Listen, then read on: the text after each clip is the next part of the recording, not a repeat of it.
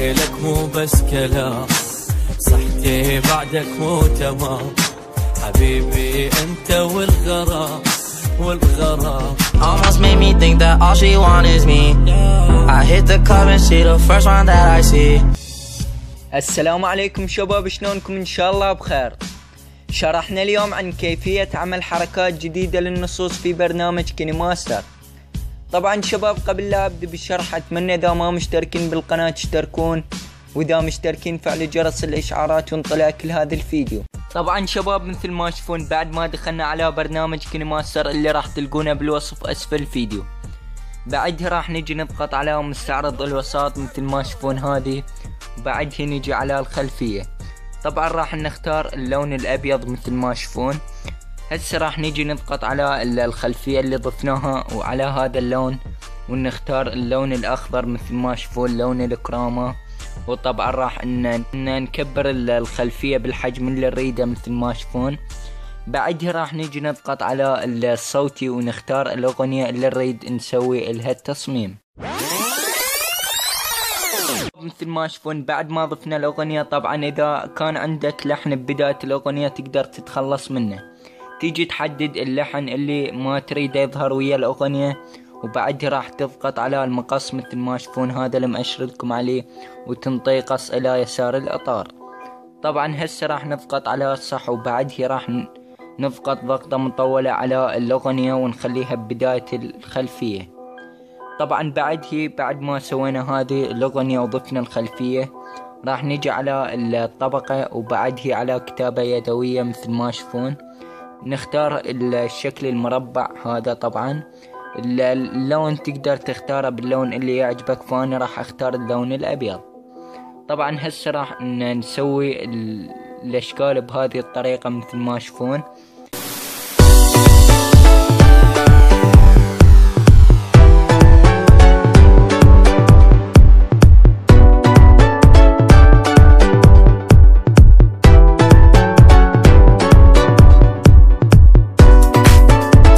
طبعا شباب مثل ما تشوفون بعد ما رسمنا هذه الاشكال، هسه نضغط على الصح هذا اللي مأشر لكم عليه، وطبعا راح نتحكم بالشكل اللي رسمناه مثل ما تشوفون، ونخليه بالمكان اللي يعجبنا. بعدها طبعا نقدر نكبره بالحجم اللي يعجبنا مثل ما تشوفون شباب. هسه راح نجي على الطبقة وعلى النص ونكتب كلمات الاغنية.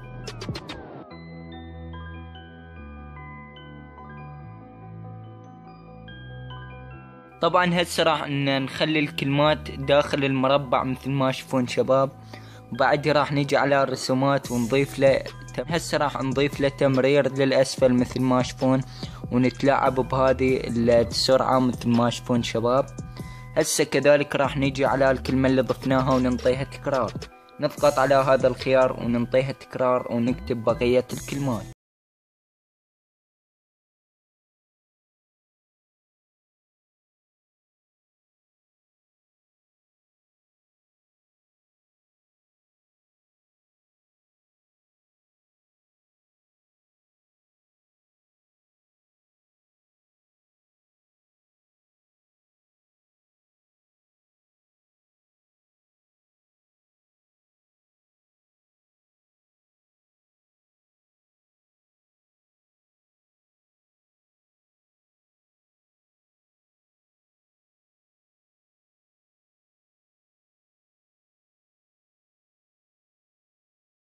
هذه الطريقة هسه نجي على هذا الخيار ونخلي الكلمات حسب الأغنية مثل ما تشوفون شباب بهذه الطريقة.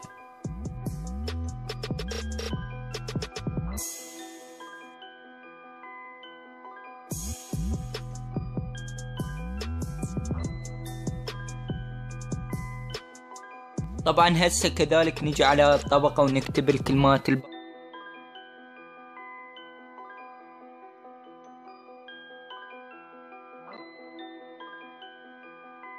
هسه راح نخلي الكلمة بهذه الطريقة، وبعدها كذلك راح نجي على الطبقة وعلى الكتابة اليدوية مثل ما تشوفون، نختار الشكل المربع مثل ما تشوفون شباب، وبعدها راح نرسم على الشاشة بهذه الطريقة. طبعا بعد ما رسمنا بهذه الطريقة مثل ما تشوفون، هسه راح ان نخلي الشكل اللي رسمناه بهذه الطريقة. بعد ما ان نخلي الشكل، هسه راح نجي على المفتاح مثل ما تشوفون ونضيف هنا زائد بهذه الطريقة، وبعدها راح ان نحرك الشكل اللي رسمناه مثل ما تشوفون.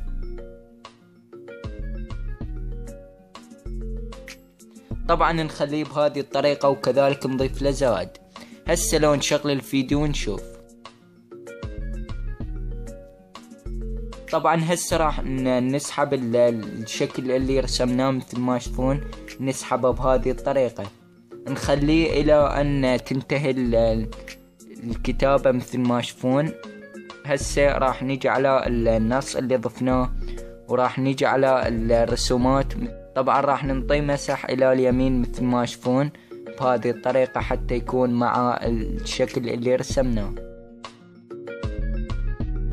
طبعا شباب مثل ما تشوفون ضبط ويانا وصار بطريقة كلش احترافية. كذلك تقدر تسوي الكلمات اللي تعجبك بهذه الطريقة. طبعا هسه راح نيجي نضغط على هذا الخيار ونحفظ الفيديو مثل ما تشوفون، نحفظ الفيديو على شكل كروما وحتى نقدر نضيفها على الصورة اللي تعجبنا. طب هسه بعد ما ضفنا الصورة اللي نريدها، هسه نضغط على الطبقة وبعدها على الإعلام ونختار الفيديو اللي قبل شوي حفظناه.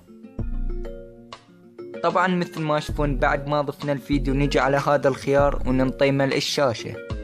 هسه راح نيجي على مفتاح الصفاء وننطي تفعيل مثل ما تشوفون حتى ينزل عندنا اللون الأخضر. طبعا كذلك تقدر تتلاعب بهذه العدادات مثل ما تشوفون. بعدها راح نيجي على تعديل اللون هذا اللي مأشر لكم عليه ونرفع للأعلى ونضغط على الصح. هسه لو نشغل الفيديو ونشوف.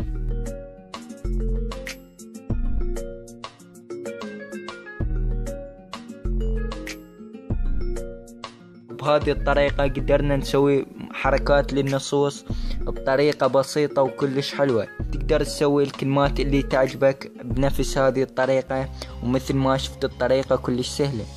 لهنا ونكون خلصنا الشرح. أتمنى الشرح عجبكم. إذا ما مشتركين بالقناة أتمنى تشتركون، وإذا مشتركين فعلوا جرس الإشعارات. انتظرون بشروح قادمة إن شاء الله. تحياتي لكم، مع السلامة. Too many thoughts on my mind, I can't sleep at night, so I just keep writing. I don't need no help, I don't need